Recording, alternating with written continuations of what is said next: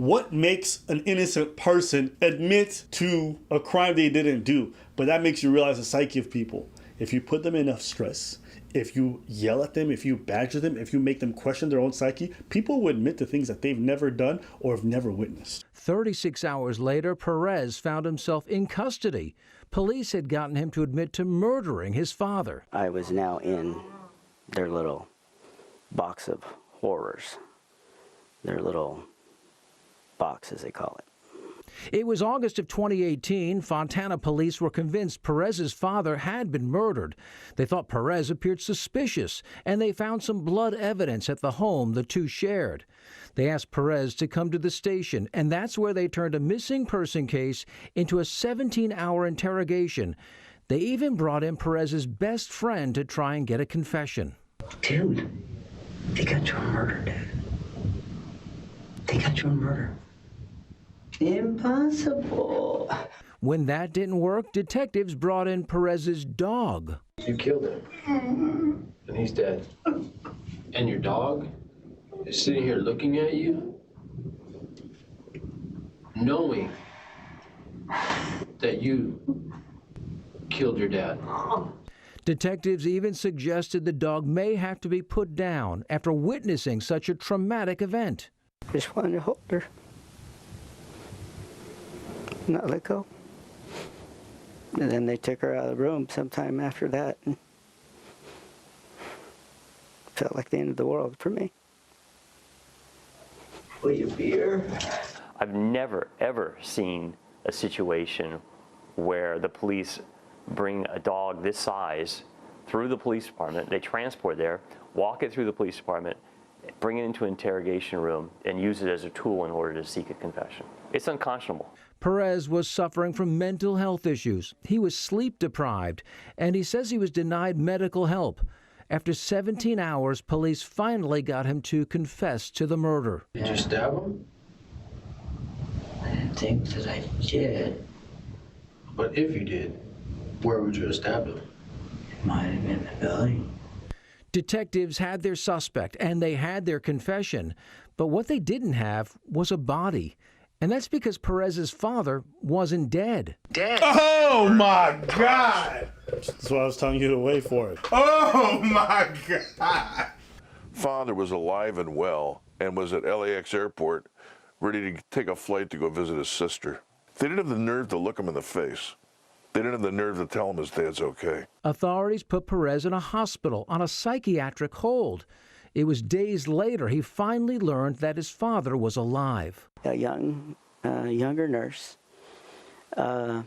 came over to my bedside and says, I know it says in your file that not to speak to anybody, any family members, but your dad's on the phone. And I went, what? She handed the phone to me. Nah, B. Nah. B. And I just dropped to the floor crying because he was alive. Perez filed a federal lawsuit against the Fontana Police Department and was awarded $900,000. But the city added the settlement included no finding of wrongdoing. None of the officers involved in the case have been disciplined. In fact, several have since been promoted. Nah, B. Just take a second. Let it marinate.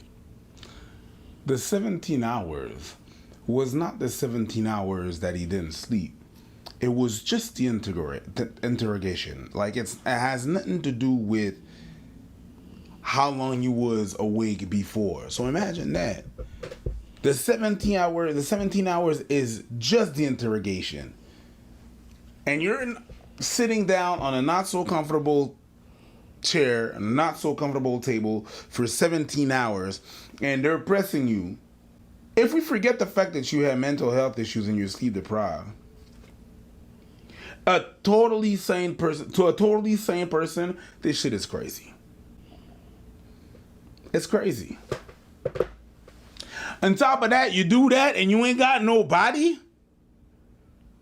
Dude is alive and taking a trip on a holiday? Nah, I think my dad dead. And I think I did it. Nah, there's no money in the world Like, and you just go about your day. La la la la la.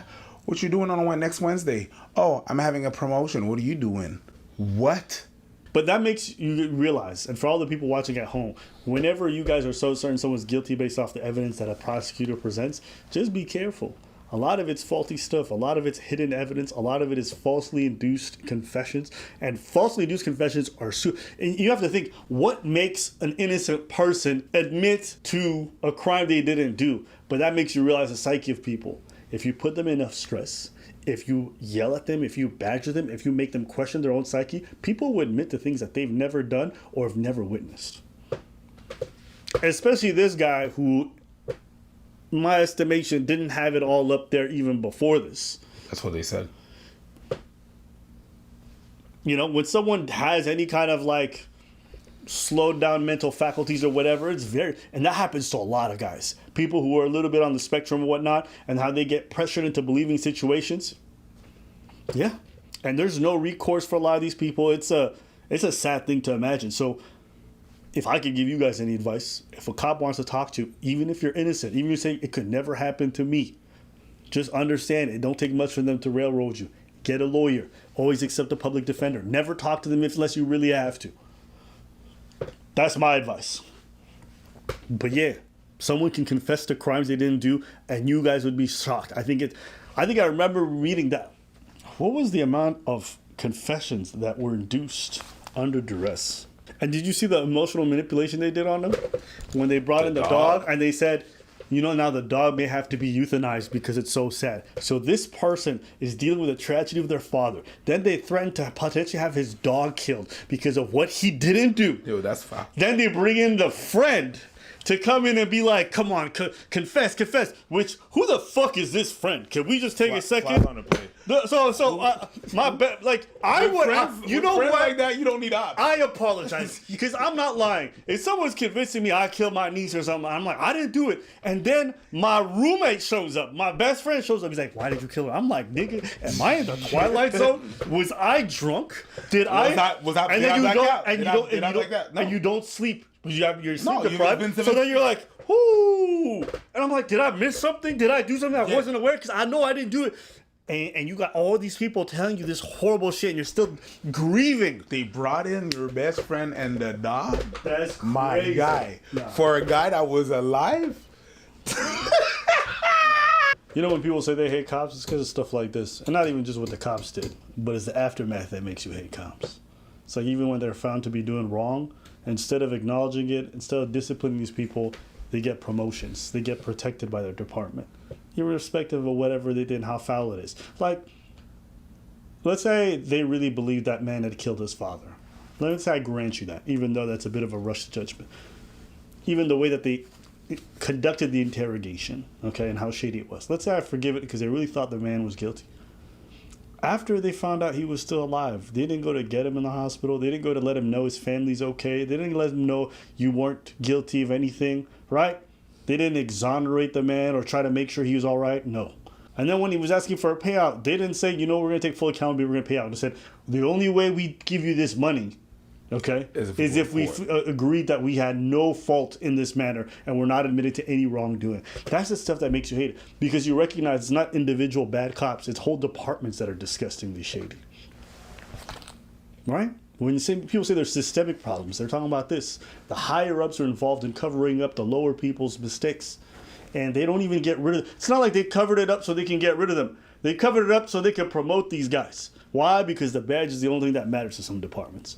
So, you know, whenever people tell me like, oh, you know, not all cops, nobody's saying it's all cops. It's not the point of that. It's saying that because you meet plenty of cops who are good people and then who would call out other cops. I understand what you're saying. It's just that even them good cops, they oftentimes they can't say anything. The ones that are good and are not saying anything that turn out bad, it's not even their fault. It's that the fraternity is bigger than them. But there's plenty of good cops who call out other cops. They go to IA, they do stuff. So it's not all cops. Sure. But you could at least say that there's problems as a department as a whole, and it makes people understand why they see the badge as a whole, and they say, I want nothing to do with that. That's a normal reaction. Why? Because you've seen these people do bad things, and you see the higher-ups protect them after they do bad things. It's normal. It's normal for people to hate these guys. Look at this. There are so many layers of fucked up in this, but you know what? You hope that humans, they catch themselves after the first fuck up. No, maybe after the second fuck up. No, maybe after the third, months of waiting and reflecting, maybe. But when you never care throughout this entire process and all you do is think about yourself when your job is literally to serve the public, that's when I look at you and I say, that we're done with you. We don't want to give you any more chances. You don't deserve to be in this field.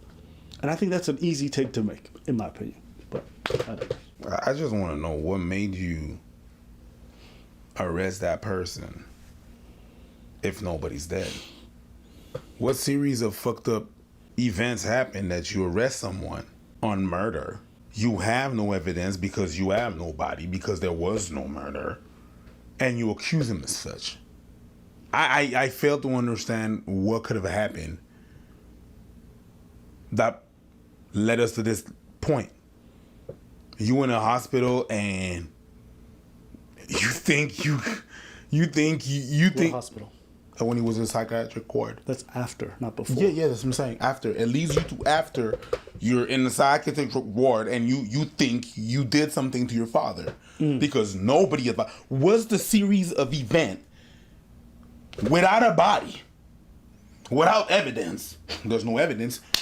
Nothing happened. How do you make an arrest? Well, they don't. It's not they don't have evidence. It's just circumstantial, but they have evidence. I understand, but I just don't know what happened. Where, yeah, you're and the person is alive and well.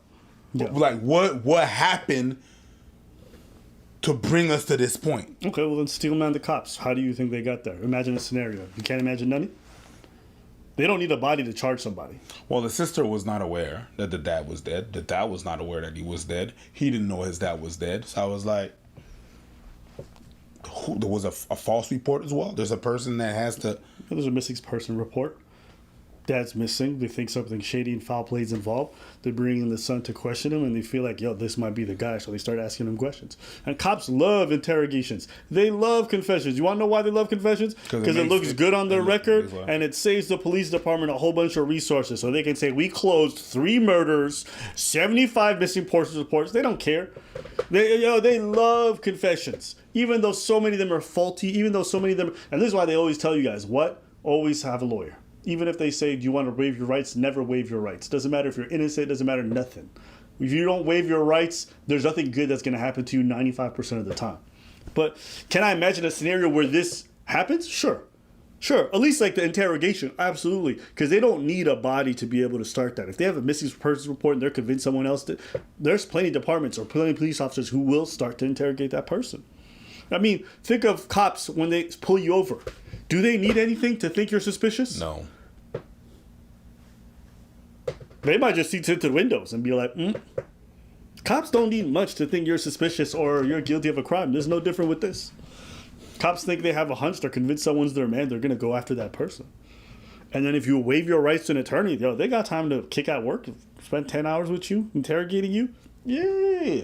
The egregious part is like this man couldn't have been missing for that long. $900,000 is not nearly enough. No. And the reason why I say it's high is not because I just want the guy to make money. I want these police departments to pay. I want them to face a lot of scrutiny for the fact that they're wasting money. So maybe there's some reform there.